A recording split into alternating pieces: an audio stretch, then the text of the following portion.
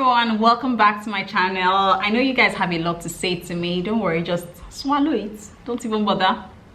Don't even say it. Let's just leave bygones to be bygones and move on to something new. And today I am making another video, like you guys can see from most of my previous videos, talking about Ireland, something that I find quite dear to my heart because this country has been quite good to me. I know some people will come on the comment section and describe it as shite, but trust me, your own shite is somebody else's gold. So whether you like it or not, that is what it is.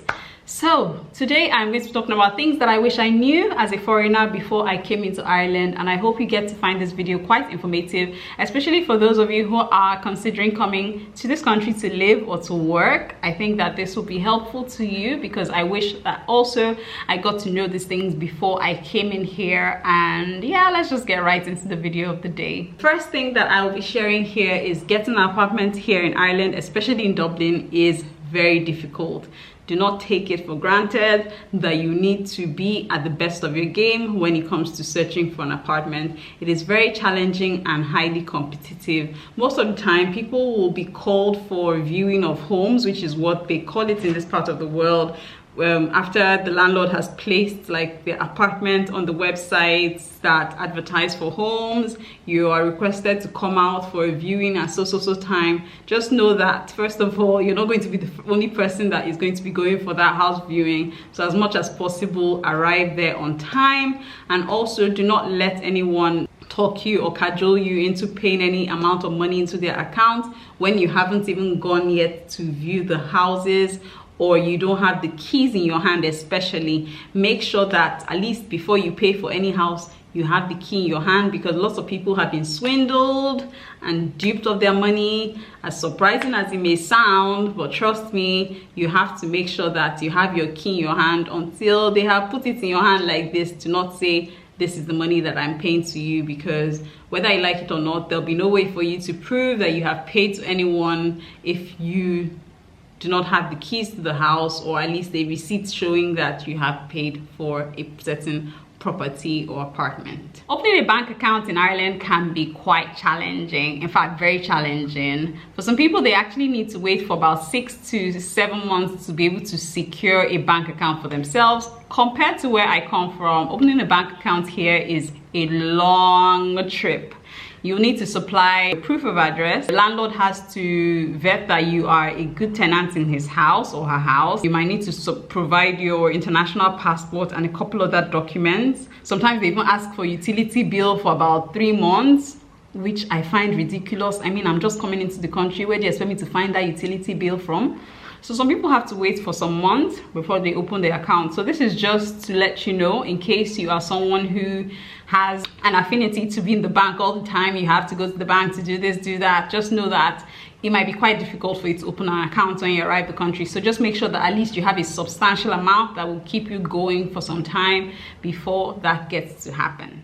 The coldest months to arrive in Ireland are between January to about March-ish, April, when spring gets to start. So I actually arrived into this country sometime in February, and I remember the first time I walked out of the airplane, because I had come in through Dubai and it was hot, coming from Africa, and then I just come out from the airplane, and it was the first time I had ever left my country to anywhere else. So I walked out of the plane and it was such a shock. The cold hit my face so hard that I was wondering, what the is this the cold you guys described? This cold cannot be explained to anyone. You need to experience it for yourself. And so I remember just looking around, and my husband just appeared in the airport with a jacket for me, because I was wearing a sweater which was quite light, and if I had come out of that airport by myself to walk out, I'm sure I'd have frozen before I got into any apartment where I was going to. But anyways, luckily he had a jacket.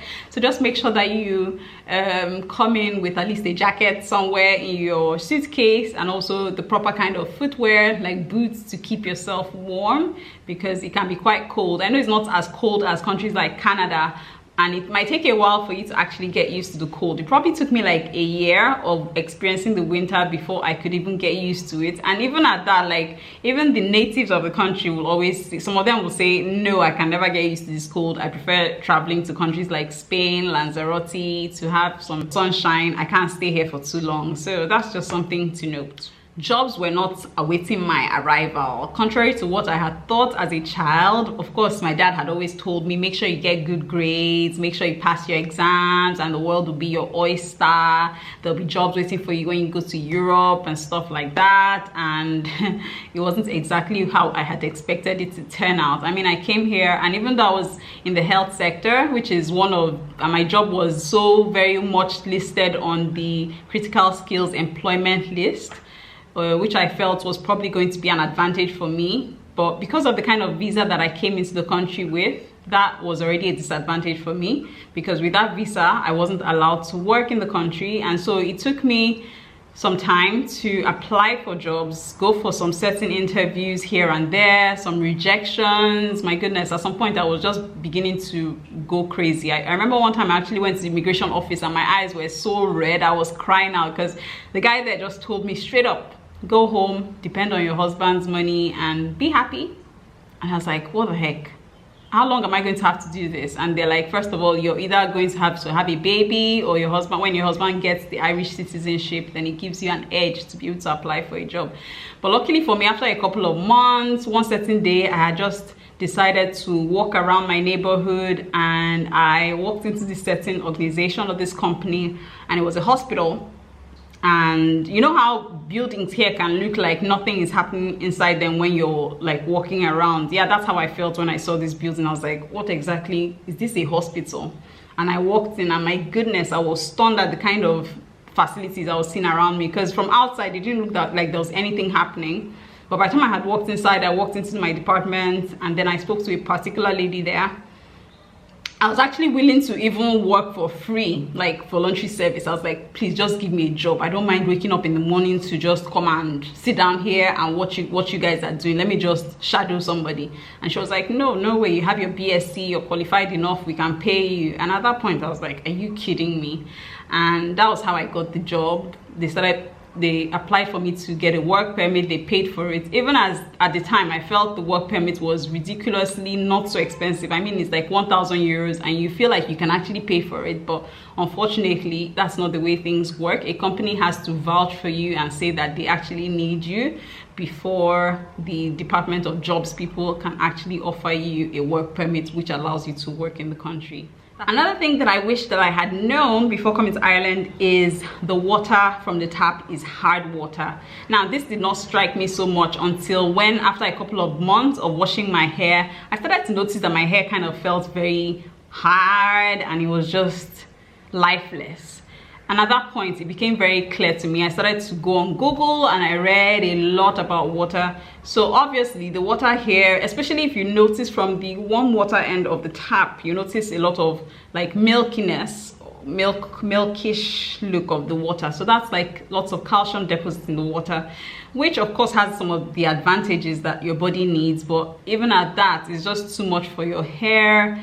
And so the best, after a while I had learned that the best way to wash my hair was by using distilled water from bottles, or most of the time I'll give my hair like a vinegar rinse with apple cider vinegar, and it kind of softens my hair, even though it smells quite awful. But I try to do it once in a while so I don't dry my scalp. But I found out that that is really helpful for my hair. And I know that lots of people will complain, oh, my hair is cutting, this and that. Maybe it's the products I'm using, maybe it's the weather. Most of the time, it's actually the water that you're using to wash your hair here, and you need to check that out. Securing a GNIP card for most people can be quite challenging. It's one of those things that people find very difficult when they come in here. And booking an appointment especially can be just impossible. Most of the time, you go on the website and you find out that all the dates have been taken 3 months from then, 3 months from when you're checking, and there's like no extra open date for you to even be able to book for an appointment. Back in the day, it used to be that people will stand on queues from like 3 a.m. wait online for the offices to open. This is like the immigration office, so you're waiting for the immigration office to open, and when they eventually do open, then we start walking in in a straight line into the office. You get your numbers and then they start attending to you. I guess they figured out that that wasn't working that way, because of course people are sitting down in the cold and it was just so ridiculous.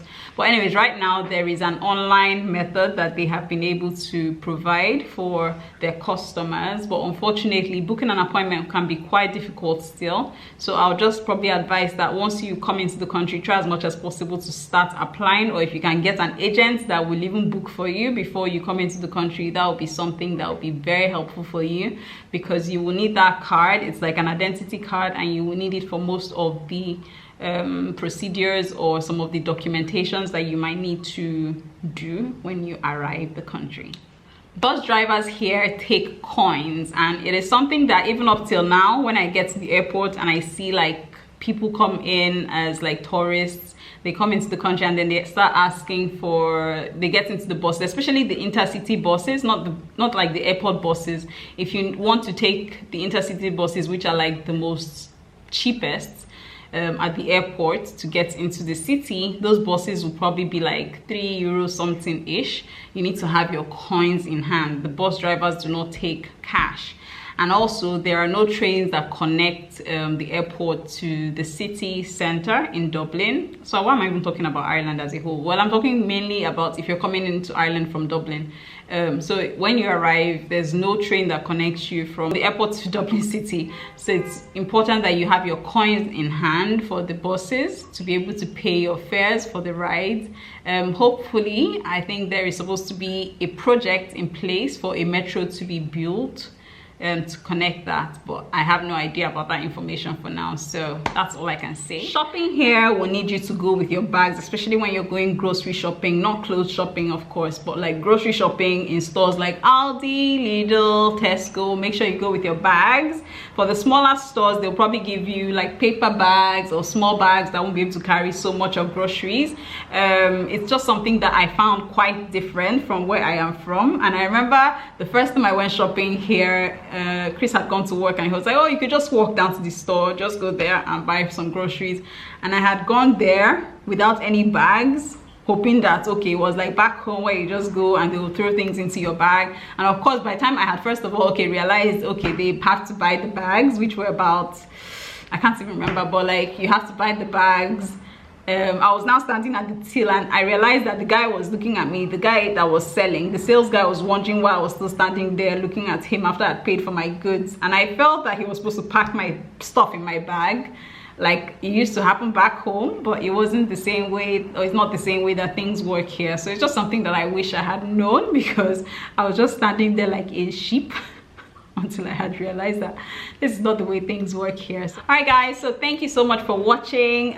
These are just some of the things that I wish I had known before I had come into Ireland. So if you have a couple of things that you would like to share in the comment section, don't forget to leave your comments down there. I'll be happy to respond to each and every one of them, and of course we can keep this conversation rolling. Don't forget to subscribe, like, share this video, and I will see you on another one. Until then, bye.